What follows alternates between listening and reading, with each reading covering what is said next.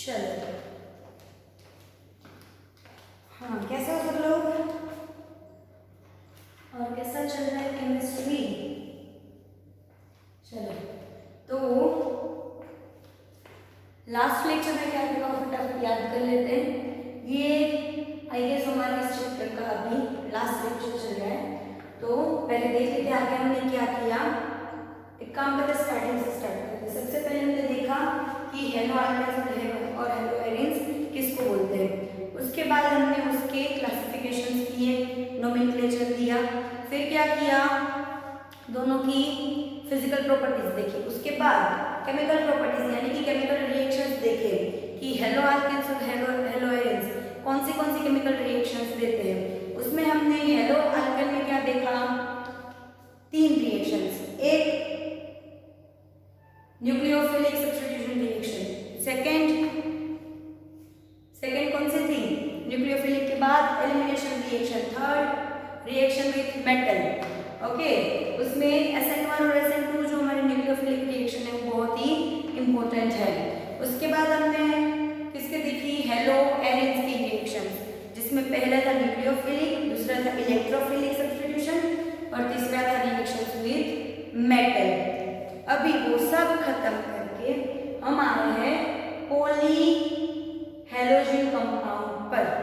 Poly मतलब एक से ज्यादा, तो कोई भी कंपाउंड जिसमें एक से ज्यादा, कोई भी हाइड्रोकार्बन कंपाउंड या ऑर्गेनिक कंपाउंड जिसमें एक से ज्यादा हेलोजन हो, तो वैसे कुछ कंपाउंड्स हैं हमारे पास जो हमारे रेगुलर यूज में बहुत काम के भी है, लेकिन साथ ही साथ उतने ही उसके नुकसान भी है, तो वो हम देखने वाले हैं। ठीक है, तो स्टार्ट करते हैं। हमारा पहला कंपाउंड है CH2Cl2। इसका नाम क्या होगा, देखो कार्बन की 4 वैलेंस मतलब मीथेन, ठीक है, लेकिन 2 क्लोरीन ने ले लिया तो क्या बोलोगे इसको, डाइक्लोरोमिथाइल या मिथाइल डाइक्लोराइड या डाइक्लोरोमीथेन।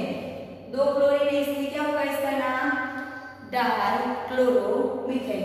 ठीक है, अभी उसकी यूजेस क्या क्या है, तो वो सॉल्वेंट की तरह यूज होता है। सॉल्वेंट मतलब आपको पता है कि कई बार किसी भी 2 चीजों के बीच में रिएक्शंस करवाने के लिए आपको एक सॉल्वेंट की जरूरत है। कई बार ऐसा सॉल्वेंट चाहिए जो उस रिएक्शन में पार्ट लेके उस रिएक्शन को पॉसिबल कर पाए जल्दी से।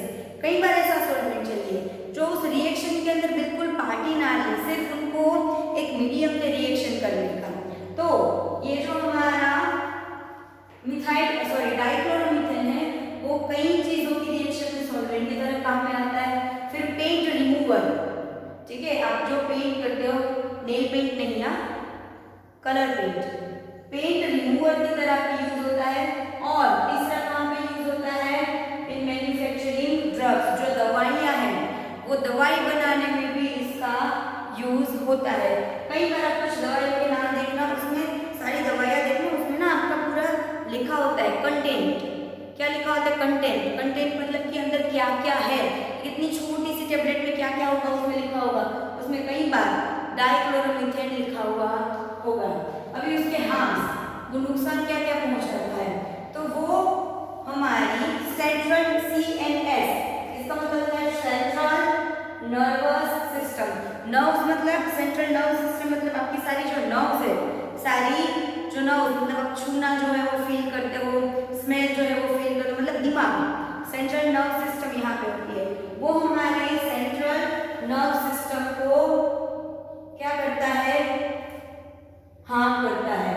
फिर हमारी जो हियरिंग एबिलिटी और देखने की एबिलिटी, विजन, उसको कई बार इसकी ज्यादा स्मेल लेने से, सिर्फ और सिर्फ ज्यादा स्मेल हमारे रेस्पिरेशन सिस्टम में ज्यादा ये जाने से हमारे हियरिंग और हमारे विजन दोनों को इफेक्ट करता है।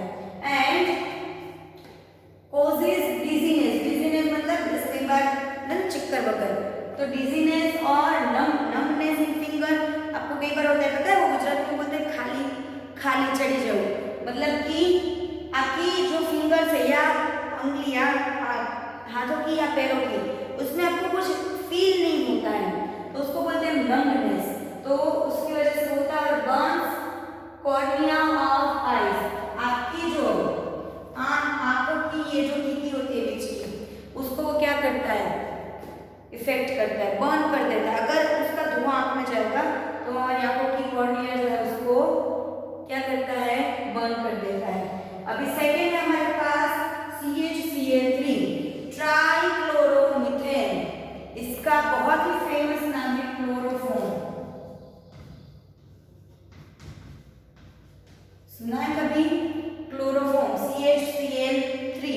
ट्राइक्लोरोमीथेन।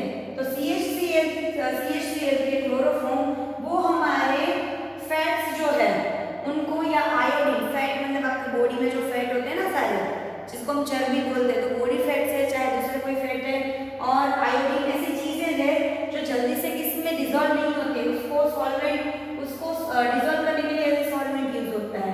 फिर किसमें यूज होता है, तो एनेस्थेसिस पहले होता है, ऐसे एनेस्थेटिक मतलब आपको ऑपरेशन करना है, कुछ भी करना है तो आपको क्या करते हैं, एनेस्थेसिया देते हैं। तो ऐसे एनेस्थेसिया पहले यूज होता था, अभी नहीं होता है, अभी उसके अल्टरनेटिव ईथर वगैरह यूज होते हैं, ठीक है। और कहाँ पे यूज होता है, टू फॉर्म रेफ्रिजरेंट R22। ये रेफ्रिजरेटर का एक पार्ट है, आपका जो रेफ्रिजरेटर होता है फ्रीज, उसका एक ये पार्ट है, उसको बनाने में ये यूज होता है। अभी उसके हार्म्स क्या है, तो वो सेंट्रल नर्वस सिस्टम जो हमारे उसको डिप्रेस मतलब कि उसके ऊपर डिप्रेशन डालता है, कई बार हमको जो डिप्रेशन फील होता है वो इसकी वजह से होता है। फिर डिजीनेस और हेडेक ऐसा सब कुछ फील होता है, ठीक है। लीवर और किडनी को डैमेज करता है, और स्किन पे कई बार गड्ढे पड़ जाते हैं इसकी वजह से। और एक पॉइजनियस गैस बनाता है वो, जिसका नाम है फोस्जीन। क्या नाम है, फोस्जीन, जो हवा में रहे ऑक्सीजन के साथ रिएक्शन करके वो बनाता है। इसीलिए इसकी जो बोतल होती है उसको पैक करके रखा जाता है, वरना ये गैस बना देगा, और ये गैस आप अपनी रेस्पिरेशन में लोगे तो आपको बहुत ही नुकसान हो सकता है। आगे अभी देखते हैं थर्ड क्या है, ट्राई आयोडोमीथेन। आयोडीन 3 है इसलिए ट्राई आयोडोमीथेन CH3। किसके लिए यूज होता है वो, तो एज अ एंटीसेप्टिक। एंटीसेप्टिक क्या होता है, एंटीसेप्टिक दवाइयाँ आती है, पता है आपको, जला तो लगाते हो, लगा कुछ खून निकला है तो लगाते हो, या रैशेस पे लगाते हो, तो वो है एंटीसेप्टिक। तो पहले ऐसा एंटीसेप्टिक यूज होता था, अब होता क्यों नहीं है, अभी क्यों नहीं यूज होता है, उसका रीजन है कि उसकी जो स्मेल है, फ्री आयोडीन जो भी एंटीसेप्टिक का वर्क वो तभी करता है जब जो आयोडीन है वो फ्रीली वर्क करे, फ्री आयोडीन, ठीक है। और फ्री आयोडीन जो होता है उसकी स्मेल इतनी गंदी है, आपको कई बार में अगर पॉसिबल होगा तो एक बार आपको लैब में उसकी स्मेल आपको करवाऊंगी, बहुत ही आयोडीन की स्मेल बहुत गंदी होती है। तो उसकी जो ऑब्जेक्शनल स्मेल है जो आपको पसंद नहीं आएगी लगाओगे तो, इसीलिए उसका यूज अभी बंद हो गया, उसके अल्टरनेट में कुछ दूसरी ऑइंटमेंट्स हम यूज करते हैं। फोर्थ है CCl4 टेट्राक्लोरोमीथेन। मीथेन के चारों हाइड्रोजन की जगह पे 4 क्लोरीन है। यूज कहाँ पे होता है, तो सॉल्वेंट की तरह यूज होता है। फिर ऑर्गेनिक सिंथेसिस, और एक ऑर्गेनिक सॉल्वेंट है, आपको पता है ना आपको कि आपके जो कार्बन चेन है वो पानी में डिसॉल्व नहीं है, वाटर में इनसॉल्युबल है। सॉल्युबल किसमें है, CCl, बेंजीन, इन सब में ये सॉल्वेंट है सर। तो सॉल्वेंट की तरह यूज होता है, ऑर्गेनिक सिंथेसिस में यूज किया जाता है एज अ कैटलिस्ट, और क्लीनिंग फ्लूइड की तरह पहले यूज होता था, और बहुत रेफ्रिजरेटेंट्स के पार्ट है उसकी मैन्युफैक्चरिंग में यूज होता है। नुकसान क्या क्या करता है, तो लीवर का, और दूसरा किसका कैंसर है, स्किन कैंसर। लीवर और स्किन कैंसर होता है इसकी वजह से। फिर आपको फील क्या होता है, ये स्मेल कर लो तो डीजिंग, मतलब कि ये चक्कर आना, डिजीनेस, ओके, डिजीनेस, वॉमिटिंग या सिकनेस। ये बार आपको होता है ना, ये कुछ इतनी गंदी स्मेल आ जाए कि आपको अंदर से बीमारी वाली फीलिंग वाली आने लगे, वो सिकनेस। फिर हमारी आईज और ईयर्स, देखने की और सुनने की जो कैपेसिटी है उसको क्या करता है, डैमेज करता है। साथ ही साथ जो हमारा ओजोन लेयर है, अर्थ के आसपास जो ओजोन लेयर है उसको भी ये डैमेज करता है। Now fifth one is Freon. क्या नाम है, फ्रियोन। फ्रियोन जो है वो एक स्पेशल टाइप का कंपाउंड है, CCl2F2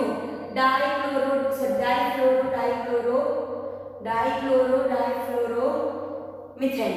तो ये किसमें से बनता है, इसमें से CCl4 में से ये हमारे मीथेन में से बनता है 2 क्लोरीन और 2 फ्लोरीन जोड़ के। उसका यूज क्या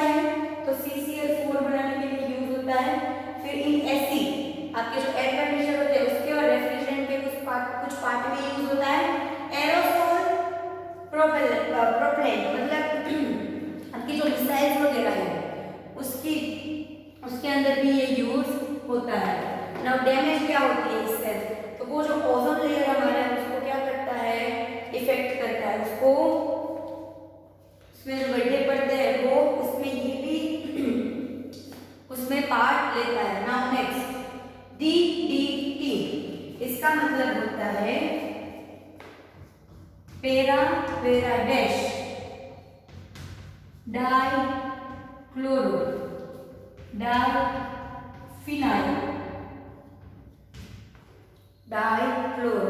डाइफिनाइल टेट्राक्लोरोइथेन।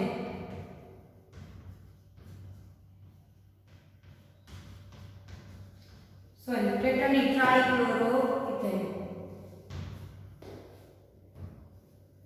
DDT। ठीक है, इसका आपको देखना पड़ेगा स्ट्रक्चर, पहले ये सब लिख लिया है, अगर नहीं लिखा है तो पहले पॉज करके इतना लिख लो, क्योंकि मैं आगे का मिटा रही हूँ आपको DDT का स्ट्रक्चर बताने के लिए। ठीक है, DDT क्या बताया मैंने, यही तो बता देती हूँ।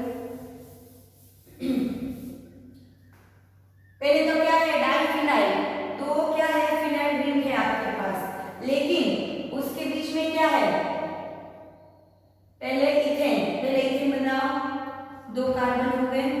ठीक है, दोनों कार्बन में से आपके पास एक कार्बन के ऊपर क्या है, ट्राइक्लोरो,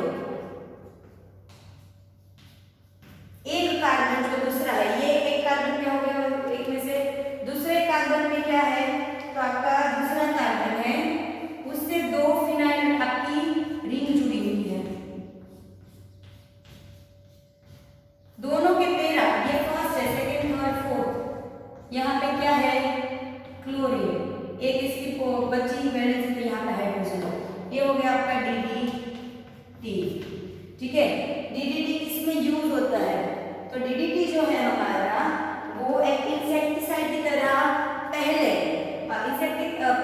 पहला ऐसा इंसेक्टिसाइड है जो ऑर्गेनिक कंपाउंड में क्लोरीन को यूज करने से बना है, यानी क्लोरो ऑर्गेनिक कंपाउंड जो आपके होते हैं, हेलो ऑर्गेनिक कंपाउंड, उसमें खास करके क्लोरीन से वो वाला इंसेक्टिसाइड है। ये इंसेक्टिसाइड मतलब इंसेक्ट को खत्म करने के लिए आप जो दवाइयां छाटते हो वो, और किसके अगेंस्ट यूज होता है, तो मॉस्किटो के अगेंस्ट भी यूज हो सकता है जो टाइफाइड या मलेरिया फैलाते हैं। तो उसके नुकसान क्या है, तो वो जो है अगर हम खा लेते हैं गलती से तो वो मेटाबोलाइज नहीं होता है, मतलब कि वो पचता नहीं है एक जगह पे। जैसे कि सपोज हमारे बॉडी में फैटी एसिड्स होते हैं, तो फैटी एसिड के अंदर वो क्या हो जाता है, डिपोजिट वहां पे चला जाता है और वहां पे स्टोर हो जाता है, वहीं पे रहता है। ठीक है, तो इसकी वजह से क्या होता है, हमारी बॉडी को बहुत नुकसान होता है, और फिश के लिए भी वो टॉक्सिक है, टॉक्सिक मतलब जहरीला। इसलिए कुछ जो कंट्रीज है उसने अभी इसका यूज बैन कर दिया है, क्योंकि वो मेटाबोलाइज नहीं होता है, यानी कि पचता नहीं है, ना ही बाहर निकलता है ना ही पचता है, शरीर में रह जाता है, जो बहुत ही नुकसान करता है। ठीक है, तो ये हो गए हमारे पॉली हैलोजेन कंपाउंड्स जो कुछ काम में भी आते हैं, लेकिन साथ ही साथ उसके उतने नुकसान भी है। ये चैप्टर हमारा यहाँ पे खत्म। इसके रिलेटेड आपको कुछ भी डाउट हो तो आप मुझे कांटेक्ट कर सकते हो। बाकी नेक्स्ट चैप्टर के साथ और नेक्स्ट लेक्चर के साथ मिलते हैं अभी कल।